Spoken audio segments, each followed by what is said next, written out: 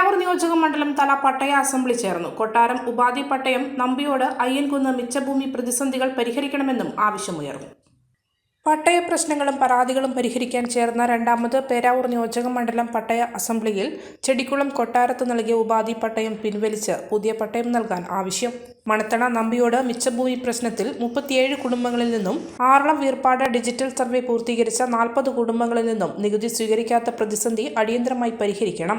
അയ്യൻകുന്നിൽ 32 കുടുംബങ്ങൾക്ക് പട്ടയം ലഭിക്കുന്നതിന് ST വകുപ്പ് അടിയന്തര നടപടി സ്വീകരിക്കണം.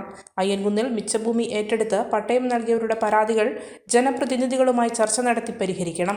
റീലൊക്കേഷൻ പദ്ധതി പ്രകാരം ഭൂമി കൈമാറിയവർക്ക് പട്ടയം ഉടൻ ലഭ്യമാക്കണം. പട്ടയ അസംബ്ലിയിൽ ചൂണ്ടിക്കാട്ടിയ പരാതികൾ സമയബന്ധിതമായി പരിഹരിക്കണമെന്ന് സണ്ണി ജോസഫ് MLA ആവശ്യപ്പെട്ടു.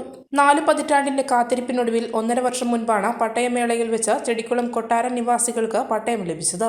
വിവിധ ആവശ്യങ്ങൾക്കായി പരിശോധിച്ചപ്പോഴാണ് തങ്ങൾക്ക് കിട്ടിയത് ഉപാധി പട്ടയമാണെന്ന് താമസക്കാർ തിരിച്ചറിഞ്ഞത്. പിശക് മാറ്റി ഉപാധിരഹിത പട്ടയം അനുവദിക്കുമെന്ന് അന്നേ അധികൃതർ വാഗ്ദാനം നൽകിയെങ്കിലും നടപ്പിലായില്ല. ഈ പ്രശ്നമാണ് പട്ടയമേളയിൽ ജനപ്രതിനിധികൾ പ്രധാനമായും ഉന്നയിച്ചത്. ഉപാധി പട്ടയമായതിനാൽ സ്വന്തം മക്കൾക്ക് അവകാശം കൈമാറുന്നതിനായി ഭൂമി എഴുതി നൽകണമെങ്കിൽ പോലും 20 വർഷം കഴിയണം. ജില്ലാ panchayat vice president Binoy Kurian, Iritty block panchayat president K Velayudhan, Iritty നഗരസഭ അധ്യക്ഷ K ശ്രീലത, പഞ്ചായത്ത് പ്രസിഡന്റുമാരായ Kuriachan Paimpallikunnel, P Rajani, T Bindu, Roy Nambudankam, Antony Sebastian, PP Venugopalan, CT Aneesh, Peravoor block panchayat vice president Preetha Dineshan, Aralam panchayat vice president Jesimol Vazhappally, tahsildar CV Prakashan, ത്രിതല ജനപ്രതിനിധികൾ, പഞ്ചായത്ത് സെക്രട്ടറിമാർ, വില്ലേജ് ഓഫീസർമാർ തുടങ്ങിയവർ ചർച്ചയിൽ പങ്കെടുത്തു. പെൻഡിംഗ് കേസസ് ഉണ്ടായിരുന്നത് ഇരിട്ടി മേഖലയായിരുന്നു. ഒരു ഘട്ടത്തിൽ ജില്ലാ വികസന സമിതി യോഗത്തിൽ കുറെ വർഷങ്ങൾക്ക് മുൻപാണ് എത്ര പട്ടയ കേസുകൾ കൂത്തുറപ്പ് ലാൻഡ് ട്രിബ്യൂണലിൽ ഉണ്ടാകും എന്ന് ചോദിച്ചപ്പോൾ അന്ന് 16,000 എന്നാണ് മറുപടി പറഞ്ഞത്. അതിലധികവും ഇരിട്ടി ഭാഗത്തുള്ളവയായിരുന്നു.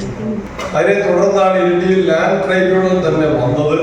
അതിന്റെ പ്രവർത്തനങ്ങൾ വളരെയേറെ ഗുണകരമായി നിരവധിയായ കേസുകൾക്ക് പരിഹാരം ഉണ്ടാക്കാൻ സാധിച്ചു. ഒരു ജനകീയമായിട്ട് തന്നെ പട്ടയങ്ങൾ നൽകുന്നതിനുള്ള നടപടികളെ സംബന്ധിച്ച് ഗവൺമെന്റ് ആലോചിച്ചത് വളരെ ആശാവഹമായൊരു കാര്യം തന്നെ.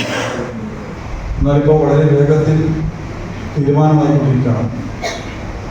പട്ടയ കേസുകൾ എണ്ണം വളരെ കുറഞ്ഞു വന്നിട്ടുണ്ട്. നമ്മുടെ മേഖലയിൽ തന്നെ അമ്പലക്കണ്ടി, കൊട്ടാരം ഉൾപ്പെടെയുള്ള പ്രദേശങ്ങളിലെല്ലാം പട്ടയം ലഭിക്കുന്ന സാഹചര്യമുണ്ടായിരുന്നു. ഇനി മറ്റപ്പെട്ട നിയമപഞ്ചായത്തിലെ വാളത്തോടൊക്കെ ആ പ്രശ്നം നിലനിൽക്കുന്നുണ്ട്. പട്ടയത്തിൻ്റെ ചില സാങ്കേതിക പ്രശ്നങ്ങളുണ്ട്. അപ്പോൾ അതുപോലെ ഭൂരഹിതരായ ആളുകൾക്ക് ഭൂമി ലഭിക്കാനുള്ള നടപടികളൊക്കെ വേഗത്തിൽ സ്വീകരിക്കുന്നുണ്ട്. ഏതായാലും 3 ലക്ഷത്തിലധികം പട്ടയങ്ങൾ സംസ്ഥാനത്ത് പട്ടായ സർക്കാർ വന്നതിന് ശേഷം മലയോരത്തിന്റെ സ്വന്തം പ്രാദേശിക ചാനൽ A-Channel. നിങ്ങളുടെ നാട്ടിലെ വാർത്തകളും വിശേഷങ്ങളും ഞങ്ങളെ അറിയിക്കുവാൻ വിളിക്കൂ 9447691771 9074215391. നിങ്ങളുടെ നാട്ടിലെ വാർത്തകളും വിശേഷങ്ങളും ഞൊടിയിടയിൽ അറിയുവാൻ A-Channel ന്യൂസ് ചാനൽ സബ്സ്ക്രൈബ് ചെയ്യൂ.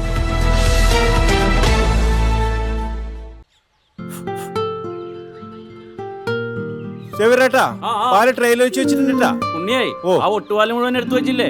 അതെന്ത് ചോദ്യാന്ന്? ആരെങ്കിലും ഒട്ടുപാലം എടുക്കാണ്ട് പോവാ? ഒട്ടുപാലം കെട്ടിപ്പിടിച്ച് അങ്ങോട്ട് ഇരുന്നോ. എന്റെ മനുഷ്യ റബ്ബർ ഷീറ്റ് ഇങ്ങനെ കുന്നുകൂട്ടിട്ട് എന്തോ ഉണ്ടാക്കാനാ? എന്നെ എന്തായാലും മതി. എന്റെ ഷീറ്റിനെ കളിച്ച് എന്റെ കയ്യിൽ നിന്ന് മേടിക്കുന്നീ. അത് കറക്റ്റ്. ഉള്ള സമയത്ത് ഇതൊക്കെ ഒന്ന് തൂക്കി വിട്ടിട്ട് കാശൊന്നും കൊണ്ടെത്താ മനുഷ്യ. MS ഗോൾഡ് പോയി കുറച്ച് സ്വർണ്ണം വാങ്ങട്ടെ. അത് യോറിന് എന്ത്? ഇതിന്റെയൊക്കെ വില എപ്പോഴാ കുത്തിനെ വീഴുന്ന ആർക്കറിയാം മനുഷ്യ. സിസിലി ആ പറഞ്ഞത് നേരാണ്. റബ്ബർ ഷീറ്റിന്റെ വില സ്ഥായിയല്ല, എപ്പോ വേണമെങ്കിലും താഴേക്ക് പോകാം. പക്ഷെ സ്വർണത്തിന്റെ വില അങ്ങനെയല്ല, അത് റോക്കറ്റ് പോലെ കുതിച്ചുകൊണ്ടിരിക്കുകയാണ്. അങ്ങനെ പറഞ്ഞു കൊടുക്കും മാഷേ. മാത്രവുമല്ല MS ഗോൾഡിന്റെ സ്വർണ്ണ സമ്പാദ്യ പദ്ധതിയിൽ പണിക്കൂലിയുമില്ല. എന്റെ പുതിയ MS Gold and Diamonds, Iriti, Peravur, Ramanagara, Kanagapura, the real source of purity.